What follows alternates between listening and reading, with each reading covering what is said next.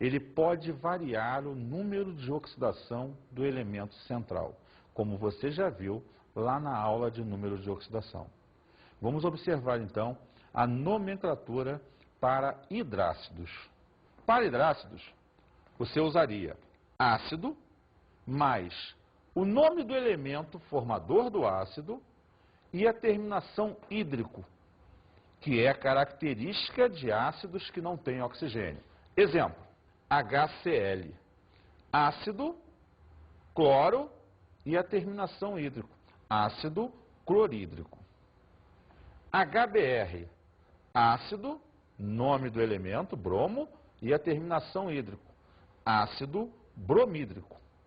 Observe, então, que os ácidos que não apresentam oxigênio terminam sempre o seu nome em hídrico. Vamos observar para os oxiácidos agora. Ácido, mais o nome do elemento, mais aquilo que eu te disse. Se ele apresentar o seu menor número de oxidação, use a terminação oso ao nome. Se ele apresentar o seu maior número de oxidação, use a terminação ico. Vamos ver um exemplo. H2SO3. O número de oxidação do enxofre é mais 4. H2SO4. O número de oxidação do enxofre é mais 6. Logo, em cima onde ele é mais 4, H2SO3, eu vou usar ácido sulfuroso. Embaixo, no H2SO4, onde o enxofre é mais 6, ácido sulfúrico. Uma ressalva importante aqui é lembrar que o enxofre deriva do seu nome latino, sulfur. Por isso você não usa enxofrírico ou enxofruroso, você usa sulfúrico e sulfuroso. Atenção a isso. Outra coisa importante, essa é uma regra prática que funciona na maioria dos casos. Os ametais, formadores dos oxiácidos, são os elementos que variam de NOx, podem normalmente apresentar 2 números de oxidação. O maior NOx que o elemento apresenta é o grupo da tabela ao qual ele pertence. O menor NOx que o elemento apresenta é 2 unidades abaixo. Isso funciona para os oxiácidos em geral. Sendo assim, o enxofre, você está com a tabela sempre à mão, é da família 6A. Então, o seu maior NOx é mais 6. E o menor? 2 unidades abaixo, mais 4. Ao fósforo, por exemplo, é da família 5A. Seu maior NOx, mais 5. E o seu menor NOx? Mais 3. Então, só para concluir, se o fósforo tiver NOx no ácido mais 5, ele vai ser o ácido fosfórico. Se ele tiver NOx mais 3, ele vai ser o ácido fosforoso. Então é muito importante dar uma revisada naquele cálculo de NOx, porque é ele que agora vai determinar essa nomenclatura para você. Vamos ver então algumas curiosidades ácidas. De uma forma geral, os ácidos são as substâncias mais presentes no nosso dia a dia. Praticamente 80% ou um pouco mais das comidas que nós temos, das coisas que ingerimos diariamente, são ácidas. A maior parte das estruturas que convivemos são ácidas. E esse ácido é muito benéfico por um lado, mas pode ser muito prejudicial por outro. Vamos observar ao longo dessas curiosidades e observações que serão feitas, justamente aplicações e usos dessa ideia ácida. Você vai ver que ora esse ácido em determinada estrutura é muito importante para o teu dia a dia e ora esse ácido pode ser muito prejudicial. E vamos fechar tentando te fazer enxergar como diferenciar se aquela estrutura é ácida ou não. Como primeira curiosidade, vamos puxar um ácido extremamente importante. Observe então, complexibilidade e vida, DNA. O que isso te lembra? Observe você que o DNA é a abreviação hoje utilizada por nós do ácido desoxirribonucleico. Esse é o ácido fundamental, segundo as pesquisas atuais, genoma e tudo mais que estamos avaliando aí, fundamental para a transmissão dos características, evidentemente, da nossa vida diária. Se você é alto, é magro, é gordo, se é careca, se é cabeludo, a cor do seu cabelo, a cor da sua pele, praticamente toda a estrutura de formação do ser vem das informações contidas nesse DNA. Esse ácido desoxirribonucleico pertence à função ácido e é uma substância de vital importância na vida de qualquer ser humano. Porque é ele que caracteriza todas as nossas características, funções e até os problemas que vamos ter. Muitas das doenças que vamos ter durante a vida estão ligadas a características que trazemos de nossos antepassados. Muitas doenças são ditas genéticas, que a biologia vai estudar lá com você. A segunda curiosidade química que trazemos para você é uma associação entre ossos e ácidos. Que problema, hein? Veja, onde eu quis chegar com essa curiosidade? Muitas pessoas hoje, após a sua formação, chegando à fase adulta, elas não têm mais tanta absorção de sais minerais e fixação desses sais minerais no seu organismo. Por isso, você precisa diariamente, na sua alimentação, comer sais minerais, vitaminas, proteínas, para repor as substâncias que você vai perdendo.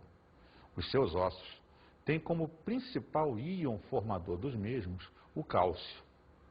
Veja só, ele está na forma iônica. Quando você joga um ácido para dentro, exemplo, refrigerantes, tem grande quantidade de ácido fosfórico. Café tem grande quantidade de substâncias ácidas e uma chamada cafeína.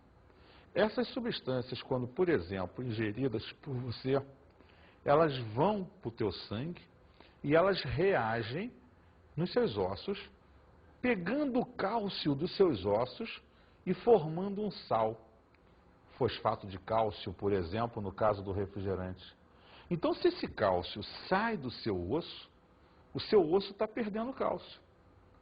Se ao longo da sua vida essa perda de cálcio for acentuada, muito refrigerante, muito café, entre outras substâncias ácidas, você vai perder uma grande quantidade desse cálcio e gerará uma doença no futuro chamada osteoporose, que ataca muito mais as mulheres do que os homens. Então, principalmente mulheres não deveriam tomar refrigerantes e café em excesso, porque são substâncias, entre outras, que vão ter atuação constante no desgaste ósseo, no desgaste do cálcio dos ossos. Então, observa como os ácidos, nesse caso, são destrutivos ao ser vivo. Enquanto que lá no DNA, ele é fundamental para a sua sobrevivência e as suas características, agora, o ácido é a substância que destrói basicamente estruturas do seu corpo. Então eu te puxei duas curiosidades para te mostrar a utilização de ácidos em cima do destrutivo e em cima do produtivo para a sua vida. E viramos agora para um ponto fundamental. Os indicadores que determinam para a gente, basicamente, quando uma substância é ácida ou não.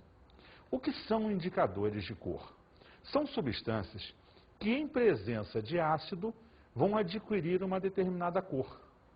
E, em presença de substâncias básicas, contrário do ácido, vão adquirir uma outra cor.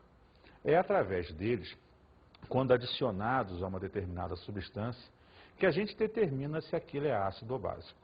Hoje trabalhamos com indicadores de cor tirados, na maioria das vezes, de plantas, de pigmentos de plantas, de legumes e de estruturas que têm essa sensibilidade ao pH do meio, já visto por você lá numa aula de equilíbrio iônico.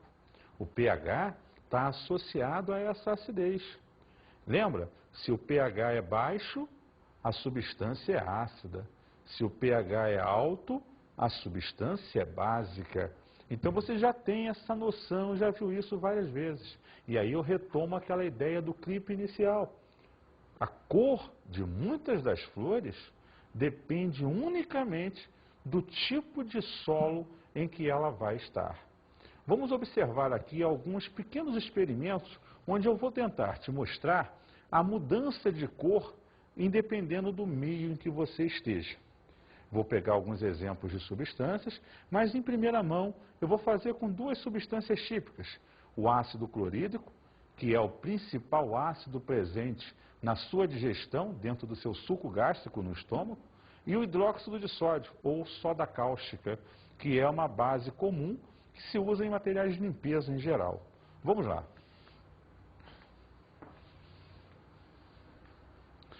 Veja só, eu tenho dois recipientes aqui, nesse pequeno pedaço, com água apenas. Aqui eu tenho ácido clorídrico. Vou colocar algumas gotas aqui, caracterizando agora uma solução ácida. Desse lado, água, eu vou colocar hidróxido de sódio.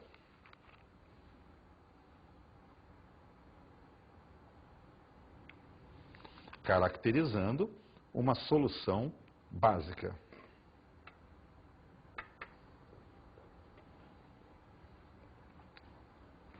Temos muitos indicadores diferentes. Trouxe para você alguns, até para você ver a nuance da cor. Seu professor, com certeza, do dia a dia, quando ensinou essa matéria, ele te deu os exemplos práticos. As questões de concurso normalmente trazem o nome do indicador e as cores. Vamos tentar ver se elas são reais, como já foi dito em teoria para a gente. Esse indicador é o azul de bromotimol, substância extraída de vegetais, em que, observe você, vamos ver juntos, adicionado a uma solução básica, algumas gotas apenas bastam, ele adquire uma coloração azul tendendo cada vez mais para o mais escuro. Por outro lado, quando numa solução ácida, observa que ele adquire uma cor amarela. Essa é a ideia do indicador de cor. Ele muda a sua tonalidade dependendo do meio em que se encontra. Se básico, azul, se ácido, amarelo. Desse lado, temos também dois recipientes com água. Vou adicionar aqui dentro ácido